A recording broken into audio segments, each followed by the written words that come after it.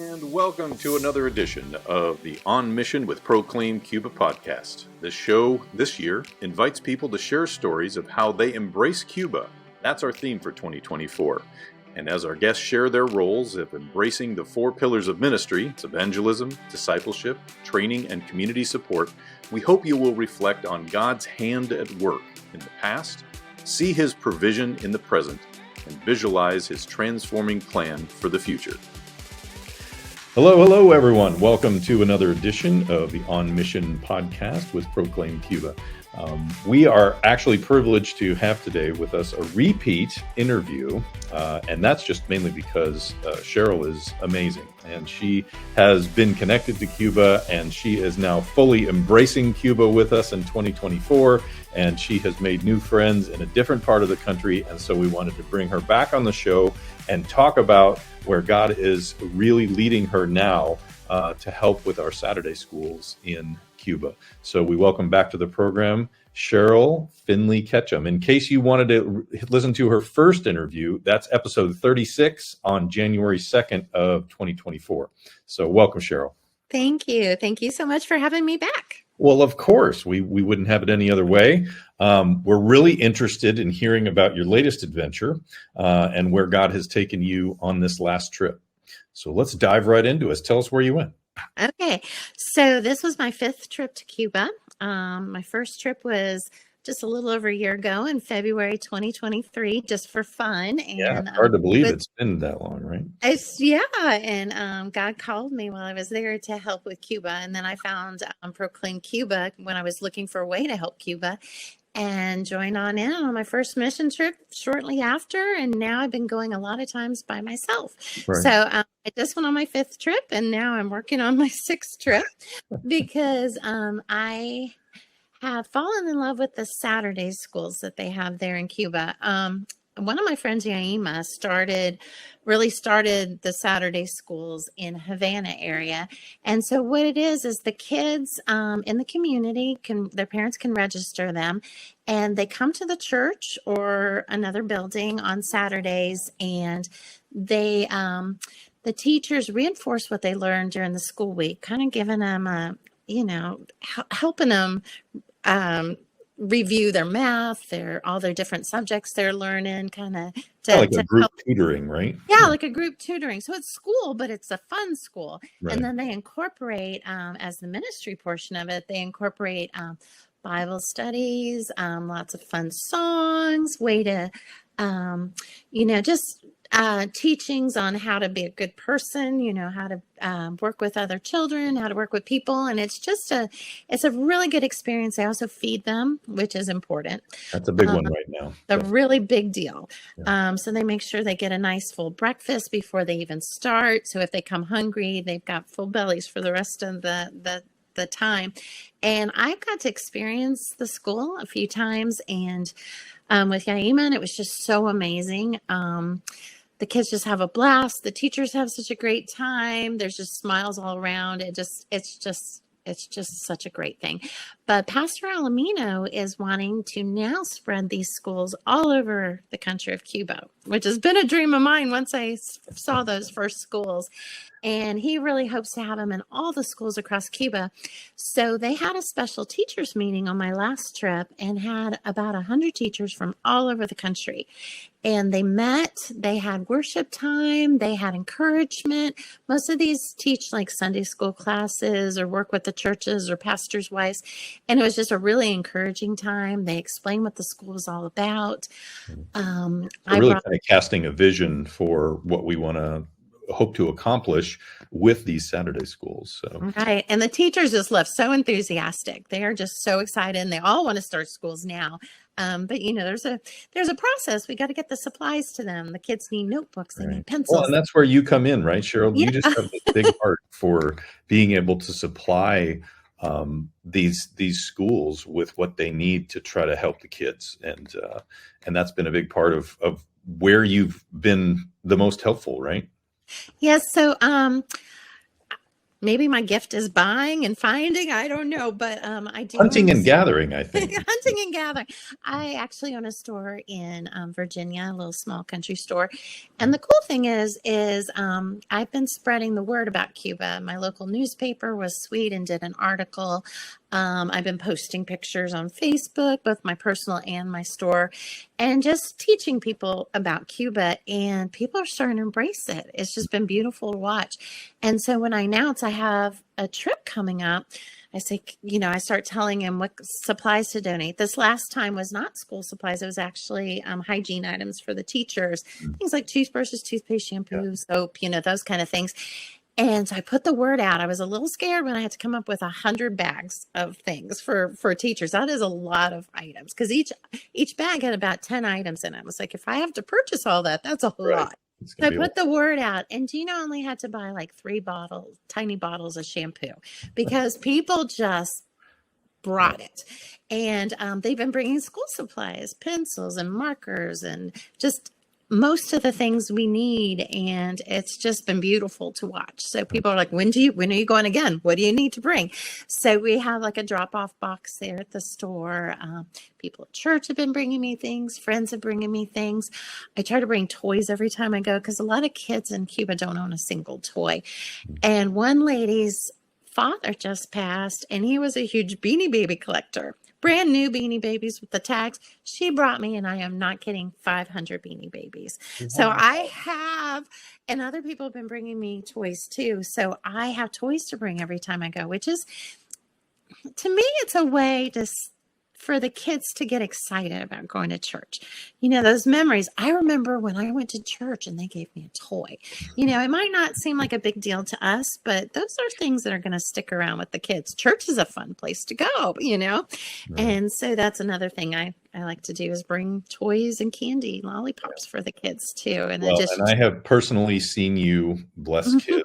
And you are a child magnet. Kids flock to you, not because of just what you have, but just your personality and your you're smiling at them, and you just have a great deal of joy. And kids they find you fascinating, so they come around, and I see you interacting with them, and it's joyful to be on a trip with you. And so we're very, very grateful for you, Cheryl, and for all that you're doing. We're thankful that we're connected to you in so many ways now, and we're just doing what you do to help. Right, you're coming, and you're gonna go again here to help set up these new schools with all of their school supplies. Right. Right. So we're going to start for the first 3 schools in the eastern part of Cuba. These will be the first ones over there. And one is in Camagüey. One's outside of the countryside, outside Camagüey. And then one is in a place called Las Tunas. And I'll get to visit that for the first time. I actually visited Camagüey for the very first time my last trip because all the other trips have been to Havana area. Right. And I've really fallen in love with this area. The people there are just amazing. The children, of course, are precious. And I'm just excited to be able to bring these supplies and help the kids get started with their first schools. And I've managed to get a couple of friends last minute because I just decided to do this on my last trip. So I've had like a month to get ready for this trip. That's about it. But I've managed to get some friends to come with me so they'll help carry the suitcases because that's important, is getting those items there and packing our suitcases as full as we're allowed to get them. So we'll be bringing supplies and of course toys and candy too. Right. And and we're also bringing a few medical supplies that they need, some basic things like bacitracin for cuts, and but that also helps the kids because the parents are bringing the children with cuts and things like that. So we'll bring some medicines also. So. Yeah. So you had a dose of reality and what it's like to be in Cuba this last trip. We've been hearing during this particular moment in time, this is the end of March in 2024 when we're recording this. And over the last week, we've been hearing reports about blackouts and some protests regarding food, where the people are just saying that we're hungry, and they're asking their government not to crack down on them. What was your experience with the power outages while you were there? So the power outages were some of the worst they've had. When I was there at 6 a.m., they turned the power off. So you get ready every morning in the dark. And they were turning it on at 7, 8 o'clock. The last night I was there, it was 9 o'clock. We were waiting to cook dinner until the power came on, and we'd heard it was coming on at 7, so we were all excited. No power. Then 8 o'clock came. We were doing the countdown, 5, 4, 8 o'clock came and went, no power. And you could just start feeling the stress and the tension in the air. Those actually were the times they were having the protest. While I was there, they were like, lock the doors. People are getting upset. It's past 8 o'clock and we still didn't have power. Because just imagine you can't do anything. You can't wash your clothes. A lot of the water doesn't work. Just cooking dinner, different things without your power. And people are trying to get their work done, and it's next to impossible. So we did experience that. And from what I've heard, it's going to continue for quite some time. But I just really feel for the people there, because it is difficult, especially imagine as a parent, it's 9 o'clock, you're finally getting your power. And now you got to do all your chores before you go to bed. And, there's reality that we've all had power outages at our house and things like that, and they're kind of inconvenient, but these have been, they've been going on for a few weeks. And we just heard today that they received their first diesel shipment in almost a year, is what I heard, what I read in this article. And so, and they said that will give them about a month worth of power. So I was talking with our good friend in Camagüey, who said that they hadn't had a blackout in 3 days. So that was good. That was encouraging. I was that glad is encouraging. That's good. Good. So they'll get a little bit of a break from this, but I don't know where another one is going to be coming. So their life. As our pastor said, no es fácil. It's not easy. Everything they do is very hard, and they're all very dedicated to serving in that capacity. We know many people are leaving. We know that still is a continuation of over 500,000 people left the island, and so we feel for those families that are needing to feel like they need to go someplace else. And we'll continue to strive to help anybody who wants to stay. We'll try and bring resources to them. I know there's many other organizations and ministries that are really trying to do that as well, and so we will continue, right, Cheryl? We'll do that together. And one thing I just love about them is they just laugh. They're, power's not coming on. They're just laughing. They're like, you gotta laugh. It's Cuba, they said, and they inspire me because they don't get grumpy about it. They just, at least the people in the ministry, you can see the joy of the Lord through them. They're just joyful. They're just like, well, just something we deal with. And they just inspire me every time I go because of their love, their joy. They're hardworking. The power goes out here and I tend to just hibernate, don't want to do anything, because the power is out. But they're just working hard every day. They're just... they're an inspiration. They are inspiring. Absolutely. Amazing. They're amazing people. Absolutely. And so I love being able to support them in the little way I can. I always wish I could do even more because they're just such an amazing people. Yeah. Well, and that is the thing about the body of Christ. We edify, right? So we edify each other. We're encouraged by seeing them in their struggles. It invigorates us to want to help even more. So as always, you can always find opportunities to give on our website at proclaimcuba.org.